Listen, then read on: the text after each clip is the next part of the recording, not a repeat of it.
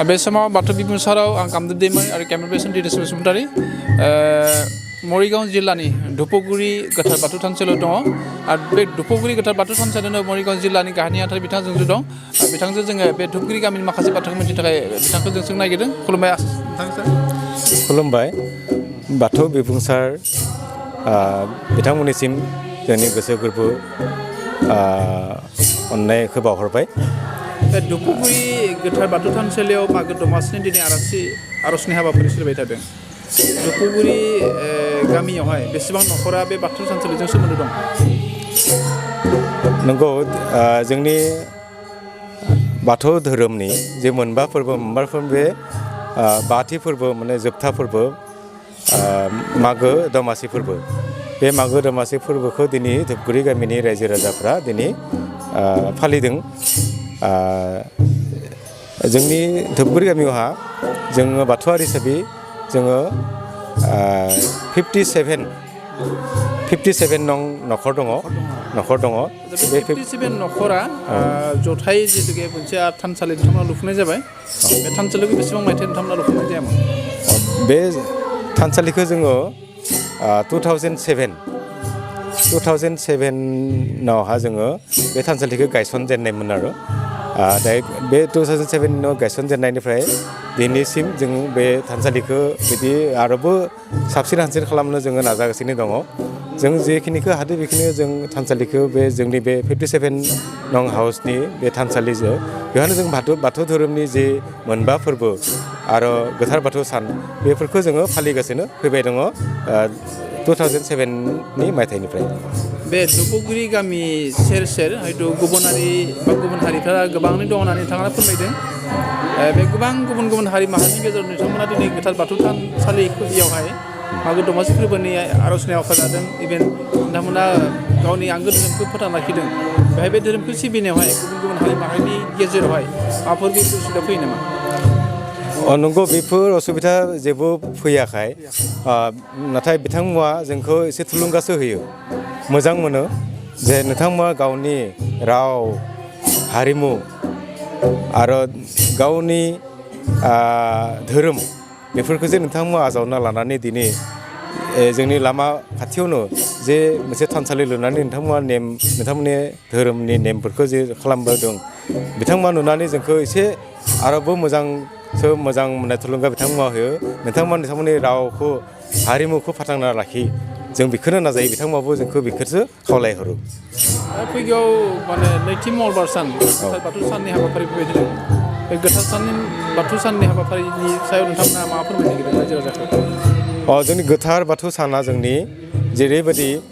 इस्लामफोरनि जेनाखि पबित्र ईद ख्रिस्टानफोरनि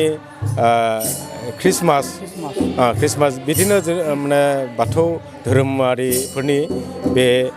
जाबाय गोथार बाथौ सान नैथि मंगलबार मागो मांखोनि नैथि मंगलबारा जे गोथार बाथौ सान बे गोथार बाथौ सानखौ जोङो जोंनि धुपगुरि गामिया ओरैबायदि बै समनिफ्रायनो 2007-08 सननिफ्रायनो जोङो ओरैबायदि गोजा गोमजायै फालिबोदों बे जोंनि गामिया जेरैबायदि फालिनो दिनै नाजादों बा हादों जों आसा खालामदों जोंनि खाथि खाला थानाय गासै गामिफ्राबो जेन बिदिनो जोंनि माने गोथार बाथौ सानखौ जोङो फालिनो नाजानो नांगौ मानोना जोंनि उन जोलैफोरखौ जों दिन्थिलांनो नांगौ जाहाथे जोंनि जिथु गोथार बाथौ सान जिथु माने पबित्र मोनसे सान बेखौ जे जोङो बिथांमोननो जोङो दिन्थिलांनो नांगौ जों बेखौ खावलायो जोङो गोथार बाथौ सानावहा जों बेखौ खावलायो जेरैबायदि जोंनि बिमा बिफाफोरा बिथांमोननि गथ' गथायफोरनोहा बै दुर्गा फुजा बा मासेबा उत्सब आदिनि समावहा गोदान हि जोम बायना होनो नाजायो जों बेखौसो खावलायो जोंनि जिहेतु गोथार बाथौ साना जोंनि बाथौ धोरोमनि बे मोनसे पबित्र उत्सब जों बे उत्सबावसो जोंनि गथ' गथायनो जोंनो गोदान जि जोमखौ जोङो बायना होनांगौ आरो बे सानखालि जोङो खावलायो बेखौनो जोंनि गथ' गथायफोरखौ बा जों गावबो गुबुन जायगायावहा बेरायनो थांनो नाङा जेबो प्रग्राम लाखिनाङा जिहेतु जोंनो सरकारा मोनसे सिकिउरिटि होबाय बे बन्ध सिकिउरिटि होनाय माने जोंनि जातिखौ बिथांमोना अनार होदो जाहाथे जों बे उत्सबखौ गासैबो न'आव थानानै जों रंजा बाजायै जेन फालिनो हायो बेखौसो जोङो नाजानो नांगौ दिनै बे मागो दमासि फोरबोआवहाय जिहेतुके गोथार बाथौ सान सफैबाय थादों नैथि मंगलबार सानावहाय आरो दिनै नोंथांमोननि दुखुगुरि गामियावहाय लाइमोनफोरखौ नुनाय जायाखै फैगौ गोथार मागोनि फोरबोनि गेजेरजों लोगोसे गोथार बाथौ सान बे समावहाय नोंथांमोना लाइमोन समाजखौ मा फोरमायहरनो नागिरदों? नंगौ दिनै जेबो माने जों बेखौनो बुंनो सानदों दा लाइमोनफोरा नोंथाङा नुनो मोनदों जोंनि मोनसे बे गेलेग्रा फोथार दङ बेवहाय जों साननै सानथामनि हाबाफारि लानानै जोंहा बे मागो दमासिनि समावहा गेलेग्रा मोनसे बादा मोनसे प्रग्राम मोनसे माने जाबाय दङ नोंथांमोना नुनो मोनदों फिल्डआवहा आरो बेवहायबो जों थानो नांगौमोन नाथाय दिनै बे प्रग्रामनि थाखाय जों बे गेलेग्रा बे बादायलायनायावहा बेयाव जों थानो हायाखै नंगौ बिथांमोना जोंनि बे गोथार बाथौ सानावहा जोंनि लाइमोनफोरा गासैबो एकदम माने गोख्रोङै बाहागो लाफायो बिथांमोना गाव फायनानै गाव माने हानि साखि लाबोनानै आलारि फोजोंफायो गाव बे जोंनि सोरगिदिं बे वालहा बिथांमोना माने लाइमोनफोरानो गावनो फायनानै बिबानफोरखौ लाफायो आरो लाइमोनफोरानो जोंनि लामानि सेर खुन्थि थुनानै बेवहाय आलारि फोजोंफैयो लाइमोनफोरानो दिनै बिथांमोना बेवहाय नुजाथियाखै माने बेवहाय मोनसे